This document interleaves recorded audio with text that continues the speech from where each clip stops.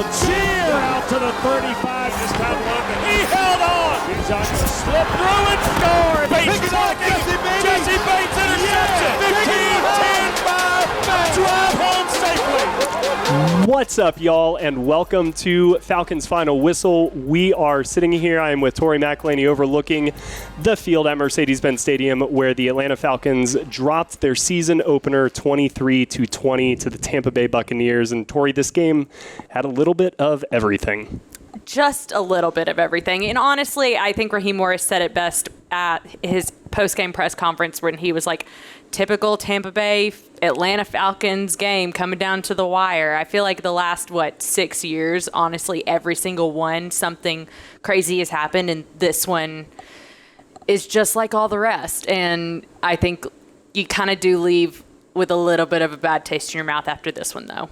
Yeah, it's hard to say otherwise. But you're right. Even games between these two teams, when it feels like they're not going to come down to the wire, they usually find a way to come down to the wire. Yeah. So when the Falcons were, in the midst of a 90-yard drive that took 6 minutes and featured many different official reviews and potential challenges and things like that, I was just sitting there like, yep, this is exactly how we all figured it was going to play out. Yeah, I was like, well, NFL's officially back. There were, 3 or 4 challenges? Yeah. There were so many reviews. Everything was all up in the air. And then the Falcons, almost can't punch it in on the half-yard line. And then Michael Penix Jr. just decides to take things into Even his that own was hands. dramatic? I mean, the whole game, from start to finish, there was something to talk about. And I know we need to talk about a lot of it. Oh, yeah, we're going to get into it. And as a brief reminder for those who are maybe tuning in for the first time this season, we've got a little bit of a different format to Falcons Final Whistle this year.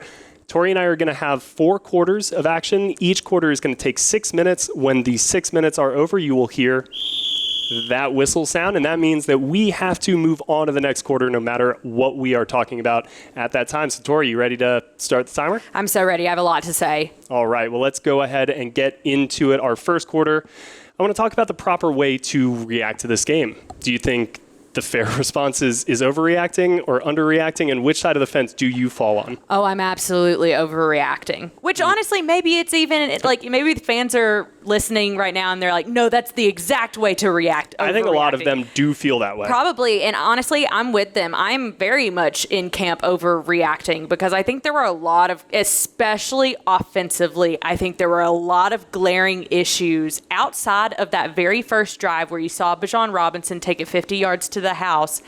There was a lot of inconsistencies by way of this offense, whether it be penalties that just got them off track in a few drives, or honestly, and this was the big one for me, the fact that they were unable to run the ball and run the ball consistently. And I know we'll get more into that, but I think just overall, the offensive woes, I've been watching a lot of Wednesday on Netflix, and so woe is in my brain. Woe Wednesdays, and dread. And all of it. And I felt it in this game because the whole time I was sitting there and it was like, this is not the offense that has been advertised to us over the course of the offseason and the preseason. Michael Penix Jr. said during training camp that this offense has the capabilities to be one of the best in the league. And I did not see that offense performing to that level, or let's be quite honest, even close to that level against this Tampa Bay defense in week 1. And I know that I know you're going to come at me and be like, oh, well, it's week 1, but it's like, but no, you know me too well. The expectation for this offense was better than what they did today. And I can give you 7 different examples all about it, but I know that we're on a time crunch here. But that's kind of how I feel. I just feel like what we saw today offensively was not up to par. I think that's totally fair. And I think the Falcons would agree with you, right? I saw a next-gen stat after the game that said Michael Penix was 0 for 7 on passes of 15 or more air yards in this game. Crazy. It's crazy for 2 reasons. The fact that he didn't connect on any of them, and the fact that he only threw 7. I know, because right? that's the thing is that's the bread and butter of why you have Michael Penix is because of that killer arm strength and somebody who's going to test defenses down the field. And the fact that, I was even confused as to why there were so many screenplays throughout this game. Yeah. I was so, if we're just talking about the passing game overall, that stat being 0 for 7 And to your point, the twofold nature of that, the fact that he didn't connect on it, and also the fact that there were only 7 is to me like indicative of like, this is not at all what I thought this offense was going to be. Yeah, but it's also part of the reason why I lean on the underreaction side. And yes, I'm a natural optimist, and it's usually how, like, it's the one optimistic thing about me, honestly, is like, I'm so just like, we'll get him next time, guys. Don't worry about it. Well, when it comes to football, you see the glass truly half full. It's so good. I wish I could just transport that to some other aspects of my areas of your life. But it's when we think back to last year in that Steelers game and how different that offense turned out to be from really what we saw for the rest of the year. And so, yeah, I look at this and I do expect to see more of that style of football, but what I don't expect is the 0 for 7 on downfield balls. I expect Drake, we'll see where everything lands with his shoulder, but he wasn't out there at that last like fourth quarter final desperation thing. I would expect him. No Darnell Mooney either. Like, you're talking about two of your top 2 pass catchers. Yes, in 100%. Darnell Mooney and Drake London not being out on the field for at least a portion. For Darnell Mooney, he wasn't active at all today. Yep. For Drake London, he left, I think it was like halfway through the fourth quarter, maybe a little bit beyond that. I think it was right before Michael Penix's touchdown. I think it was the play before that. He kind of jogged off the field and Kadero came on for him. I watched it all happen. It was just like, man, where's Drake going? But for those reasons, I think what's really frustrating about this one is that some of the same issues that were in place last year with the kicking game, with some of the, questionable just late game. All right, are we taking a timeout? Are we going to clock the ball? Things like that, which are really hard. Yeah. And it's tough, but it's also part of the job. And so I think a lot of people would look and say, like, man, we just kind of ended a game in very similar fashion to maybe the Washington game or maybe, some of those like late losses at the end of the year. Yeah. And so I understand why people are like, we're signing up for a full season of this. I just don't think we are. Yeah. And so I think it's going to get better, and Tampa was a very good team coming into this, and we all expect them to be. So that's why I'm a little bit underreacting. I mean, I'm also going to continue to poke on this overreacting for the kicking game. Like, I don't think... Which is fair. Like, right? Like, I wrote an entire story after the game. It's up on AtlantaFalcons.com right now, going through basically Younghoe Koo's entire career, but mainly focusing on the last 2 years especially. And a lot of his misses have come in the last 2 years. I have a full breakdown that you can look at. And it's unfortunate because to something that Jake Matthews said in the locker room postgame was that, hey, he's won a lot of games for this organization. He's had a lot of big moments for this organization. But honestly, over the course of this 45-yard miss, the fact that he dinked in a 36-yarder, coupled with all of the misses last year, it goes from being like, okay, you were worried about his health last year. That's not what you're worried about now. No, absolutely. And there's our whistle, so we'll move on. But 100%. We'll come back to that. We'll put a pin in this, in the kicking game. Our second quarter. All right, so let's keep talking a little bit about Michael Penix Jr. He makes his first start in week 1, and I thought he looked, by and large, pretty good out there. Tori, what'd you see from him? Yeah, I thought he did too. I thought he handled the pressure moments pretty well. I mean, as we're talking about like calm, cool, collecting, I think there were still a few moments where you saw that he's still trying to work out with receivers, like what he wants from a receiver. There was kind of a scramble drill where he was rolling out to his left, and both Drake and Ray, I think, were kind of running down. And after the play, you never really saw like the, hey, come back, where a quarterback sometimes like motions with his arm roll. I didn't see that, but after the play, I kind of saw Mike like gesturing to Ray like, hey, come back. So those are the little nuances that, yeah, you can make the argument like that's maybe what the preseason is also for, and practice and stuff like that. But you iron out those wrinkles out here in week 1. Yeah, I think overall, like, I'm not sitting here kind of, to me, the problem amongst the offense, like, didn't necessarily like fully stem from Michael Penix. I had an issue with a couple of play calls. I had an issue with not being able to run the ball. I had an issue with the fact that, like, Vita Vea, they couldn't figure out a way to block. Yeah. There were just some issues that happened around Michael Penix that I think made it to where, some false starts, that made it to where like he couldn't even truly get into a flow. And I think that 0 for 7 on those deep balls kind of speaks to that. And when it comes to Michael Penix, though, I mean, he's a gamer.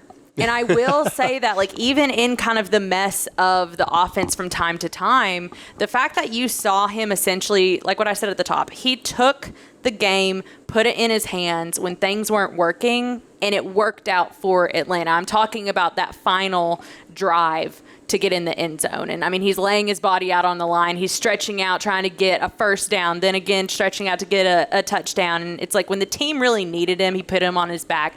And I can appreciate that. I think there are still a lot of steps to be taken for him, but this is only his fourth start in the league. And I'm okay with kind of seeing some of the miscues if you can work them out in another month. Yeah, I thought that diving touchdown from Michael Penix first off, the guy loves diving touchdowns. He does. Particularly in that end zone. Yes. The one we're overlooking right now. And Tori, I was fortunate enough. It's the single greatest sports play that I've ever seen in person in my life. It was in 2004 in December. We were playing the Carolina Panthers. I believe it was a Saturday night game. Oh, fun. Because it was one of those very week 16 or 17, kind of late in the year when they mix it up a little bit. And late in the fourth quarter, fourth down, Michael Vick takes off. I think it was like a 6 or 7 yard run for a touchdown. He dives, and they replay it for what seems like an hour. Right. Like so long, you could hear a pin drop in the Georgia Dome at the time. And he was in, and it just reminded me a little bit of that play where it was kind of like, man, the ball just barely gets across. Yeah. You got to look. Was his knee down? Was his forearm down? Nope. He somehow hovers and levitates, and he gets it across. So it was a little bit of a mini magic moment there from Michael Penix Jr., but it was great to see that he does have that flair for some improvisation, even if that's not the number one thing that we would attribute his game to. Right, exactly. I mean, he's an athletic guy. For and sure. I think people forget that. Like, everyone wants to talk about his electric arm, but this is a guy who he loves the physicality of the game. He's not afraid to get out there and move around a little bit. And, honestly, I think once I'm kind of breaking down this game, even if I'm looking at the past game, he connected on a few really good balls, but then there's also the counter to that, which is what you knew was the case with Michael Penix coming out, is there is that level of inaccuracy. Yep. And I think about that 3rd and 1 very early on in the game where he tried to hit Drake London for a big gain. And that to me is again, I don't fault Michael Penix for wanting to do that. I think that probably was the play call. Mm-hmm. I don't know.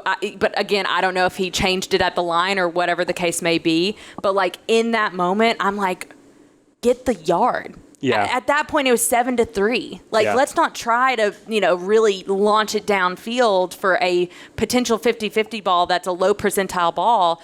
Get the yard. Keep the chains moving. Think that's indicative at all of, we saw them go for a lot of 4th and 1 opportunities, but to middling success. Right. It does seem like Tampa Bay's front was something maybe the Falcons wanted to avoid in this game, and we saw how it bore out on the ground. Yeah. We got maybe a minute left. You want to talk about the ground game at all? Yeah, I think the fact that we're sitting here talking about the Falcons only have 69 total yards on 28 attempts, which is an average of 2.5 yards per carry. That is so unheard of from this team. I didn't know Caleb McGarry was that good. Yeah, how many times did they even run it down the right side? Not a lot. Not a lot. No. And I think that speaks to maybe a lack of confidence on the right side at this point without Caleb McGarry. Not saying that. Or a lack of reps. Or lack of reps. Mm-hmm. Exactly. They did run it behind Matthew Bergeron and Jake Matthews a bit more than I think even what we saw last year. But I think when it comes to the run game, we haven't seen numbers like this, but maybe once or twice in 2 years. Yeah. So the fact that they come out in this game with Bijan Robinson, Tyler Algier, all of these offensive linemen, and knowing that Michael Penix is a downfield threat and they only get 69 yards, a 2.5 average, that's worrisome. Absolutely. And I think that this is something that they will get course corrected pretty quickly here, but you don't want to come out of the gates saying your bread and butter is the run game. And then you only put 69 yards and then up. having that performance. Yeah. So, all right, that is the whistle. We are going to take a quick halftime break to tell you about an awesome stat that was loaded up for us by Microsoft Copilot, and it has to do with Michael Penix Jr., who now has back-to-back starts with a rushing touchdown in the same end zone as we just talked about. He had one in Week 18 last year, and he is now the 3rd Falcons quarterback with at least one rushing touchdown in consecutive starts. The other 2 to do that, Matt Ryan in 2011, and Michael Vick did it twice in 2002. So Mike Penix, Welcome to some pretty extraordinary company for you there. And thank you to Microsoft Copilot for the help with that stat. Let's move on to the third quarter, Tori. Let's talk a little bit about the defense. Jeff Ulbrich has been saying he wanted to feel a different energy out there. He wanted them to kind of set the tone for the season. What kind of tone did they set? Well, Hurley, I mean, you were pumped up if you were watching this defense. Heck yeah, you were. What they were able to do in those first couple of series and causing a 3-and-out, causing another 3-and-out, like really disrupting things. I thought Xavier Watts was, I know we haven't really been talking about him a whole lot. He has kind of like slotted under the radar in terms of the rookies. Yes, yeah. And I know we've classic Xavier. Classic Xavier. For those, I wish people knew him more, but because that is exactly where he wants to be. He wants to be not even seen or heard. Like, he doesn't want any of that. He's the epitome of move in silence. He really is. But he quietly won the starting role opposite Jesse Bates, and I think that he had some moments where I was like, oh yeah, they got something in him. He almost had a couple of interceptions. Like he was so close to that one. So close on a couple, honestly. And I think that that changes the game. If he gets his hands on those balls, that changes the game. I mean, the fact that there were no turnovers. Yeah, I want to. Can we pull out for 1 second? Yeah. Is that kind of like if you're a head coach or you're the we get one of those. This game's different. And they had 5 or 6 opportunities. I mean, again, team under reaction over here, but it kind of feels like, man, one of those. Right. And we're talking about a different outcome. So week 1, you got 17 more of these to play, or 16 more of these to play. So maybe you get one of those in the future. Yeah, and I mean, I guess I go back to talking about something that even Wes Durham talked about with us on the preseason or the training camp podcast that we did, where he was like, they got to do 2 things. Got to win the turnover margin, and they got to stop the run. Yep. And I think that they really didn't do either of those things today, and they lost the game. Yeah. They struggled from time to time stopping the run, which that was something that going into this season, I know you and I both kind of talked about. It's like, is there a trade-off here where you're getting after the quarterback, but that maybe equates to leaking in the run game? And I think that not even that, the leaking of Baker Mayfield this game played a huge role in Tampa Bay moving the chains. I think at one point in the early fourth quarter, Baker Mayfield had 40 yards on the ground, and Atlanta's offense in total had 40 yards on the ground. Sorry, he was their leading rusher. And I think that goes to, I mean, it goes to pass rush, but it also goes to stopping these leaky plays, these leaky moments. And I do kind of sit here and I'm like, I liked what I saw from the defense in spurts. And again, if they go out and they get one turnover, if Xavier Watts gets his hand on one of those balls, if AJ Terrell gets his hand on a ball, if they punch a ball out, if anything like that happens, maybe I feel a little bit different, but it was just a little bit of okay, they had their moments, but the moments weren't big enough to sustain the problems that the offense was having.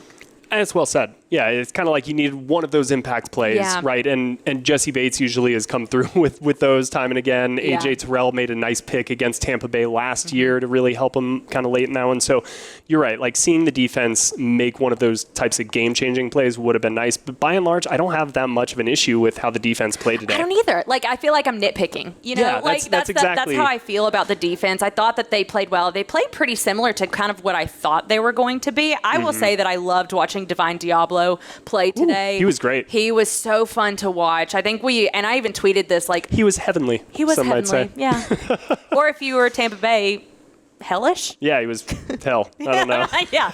But no, Divine Diablo, I think we've been talking so much over the course of this offseason about the versatility of Caden Ellis and the versatility of Jalen Walker. We haven't been talking about the versatility of Divine Diablo, and I would argue that he had the most versatile usage today against the Tampa Bay Buccaneers and was the most effective in that versatility. I mean, he was dropping back into coverage, getting some hands on the ball. He was coming after Baker Mayfield in pass rush. He made some good run-stopping plays. I liked what I saw from Divine Diablo, and I also thought that, especially early on, they were making Baker Mayfield uncomfortable, and it's why I think you saw Tampa Bay come out with this slow start. It just when there wasn't this big, huge momentum swing for the defense, it just made it really difficult for, I think, honestly, and then you give up a big play with a minute left to go, and it's kind of just like demoralizing. That was kind of, I think there were a couple of things defensively that you would like to see cleaned up. Or obviously the scrambles from Baker, which kind of came against man coverage, and everybody had their backs turned and they left a wide open thing. Some of the deep touchdowns, right? Like, not a great day for Mike Hughes. Got to pick it up, got to clean it up moving forward. But by and large, like, I thought the pass rush was pretty effective. Next Gen Stats had a stat here where 9 different defenders for Atlanta generated at least 1 pressure, and 3 guys had at least 4 pressures, including Divine Diablo. This was his first career game with 4 pressures, which is awesome. Rukaroro and James Pierce Jr. got 4 pressures today. So that's a huge benefit, right? Like, we're leaving last season being like, man, pass rush once again. Number one thing for the offseason. And it's just week 1. Not going to say it's been fixed, but I do think you saw the pass rush give the secondary those opportunities to create the turnovers. Yes. They didn't create the turnovers, but if I have to imagine something will continue and track throughout the season, it's maybe that part of the equation. And then you hope that after the equal sign, it's equals 1 turnover. I'll say this, like, I know it's not 1-to-1 or apples to oranges or whatever the saying is, but like, I feel better about the defense's week 1 performance and what it could build up to more than I do the offense's week 1 performance. Yeah, I think that's a totally fair spot to end up. And so let's head on to our 4th quarter. And this is going to be talking a little bit about what we need to see get cleaned up before their week 2 matchup, which is another big one on the road in one of the toughest places, if not maybe the toughest place to play in the NFL in Minnesota. So, Tori, what's one of the things you need to see them get kind of cleaned up? Well, first off, it has to be figuring out the run game. I cannot stress enough how much, and it goes back actually to something I said in our Friday 5 podcast where I was like, a young quarterback's best friend is a consistent run game. And today, this Sunday, the Falcons were not consistently running the ball. They were struggling to run the ball.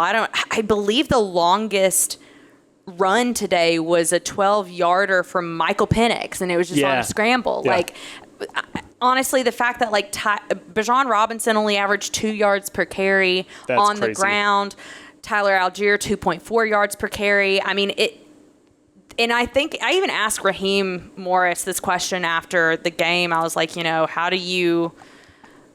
what do you do about this? Like, this offensive line, it didn't seem like there were many holes for Bijan Robinson or Tyler Algier to run through, or even like, it just seemed like they were getting hit at the point, like their point of contact was right at the line of scrimmage. And when that happens, it's like, even someone as elusive as Bijan Robinson, even someone as bowling ball-esque as Tyler Algier, if you have 2 guys meeting you at the line of scrimmage, there's not a whole lot you can do. And I think that happened too often in this game. So asking Raheem Morris about it, and he's like, especially with the backs that we have, we've got to figure out ways to get the ball moving on the ground, because ultimately that opens things up for Michael Penix in the pass game, especially if you consider that, look, we don't know what's going to happen with Darnell Mooney or Drake London at this point. Both of them are working through these shoulder injuries that we really don't know the full extent of. And if you're not going to have your top 2 pass catchers in those guys, there are going to be other guys stepping in, but for what those 2 guys have been for this organization in the last year, to not have them on the field with Michael Penix, like, that just puts a lot of pressure elsewhere, and you can alleviate some of that pressure if the run game can get going. And that, to me, is like, more than anything else, that was my biggest concern today, is like, I went into today being like, okay, they'll get their yards on the ground, that's not something you have to worry about. But then I walk away from it being like, no, I'm a bit concerned about the lack of being able to run the ball consistently here.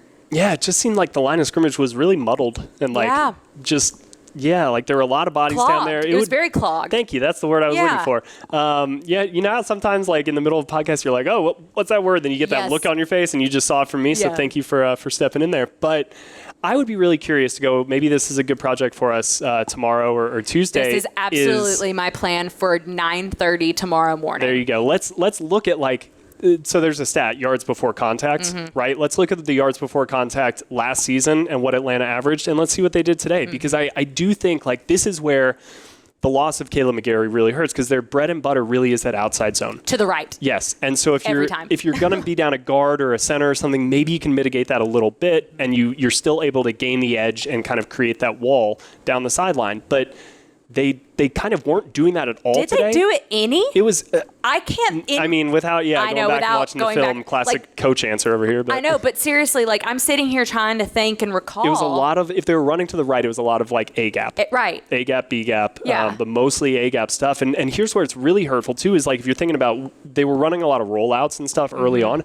Imagine a stretch zone to your right going behind Caleb with a play action boot to your left. Like that's kind of setting it up perfectly for both elements of your offense. And at least in this game, they didn't have that. So we'll see if they make any tweaks there. But I think now is the right time to bring it back to the kicking game. And maybe we'll wrap it up on like, that's an aspect that we do have to get cleaned up sooner rather than later, because this is the NFL. Yeah. And more often than not, you're going to have a game come right down to the wire, and it's going to be a one-possession game. I saw Cincinnati beat Cleveland by 1 point today, right? Yep. That's a game that you would have never, ever thought those two teams are going to be that tight, but that's what this league is. It is. So you have to have somebody that you can trust with beyond a shadow of a doubt. We're going out there, we're making this. And forever, that has been Younghoe Koo. Right. And so I understand why Raheem Morris wants to see that from him again, because he's seen it for such a long time.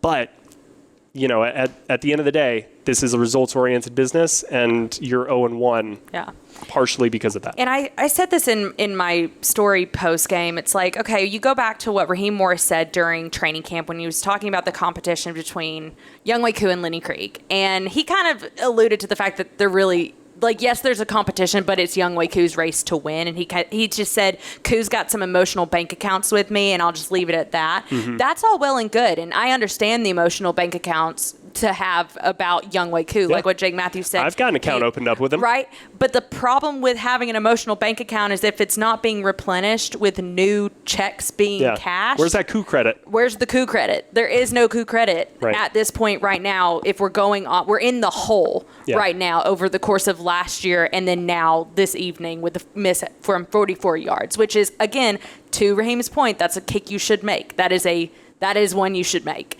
And at this league, in this level, in these situations. That's why you get paid the money you do. And I know that, like, I try not to be, like, super, super hard on especially kickers because of the nature of their jobs. AJ Terrell put it really well. He was like, it's literally either just good or bad. Right. There's no great. There's no, man, I messed up, but the ball went somewhere else this play, so thank God it didn't come to me. There's no, like, I missed my block, but somebody else got it because they were there. Like, it's so difficult to, like, really, truly, like, even, like, hold kickers accountable because it feels sometimes icky.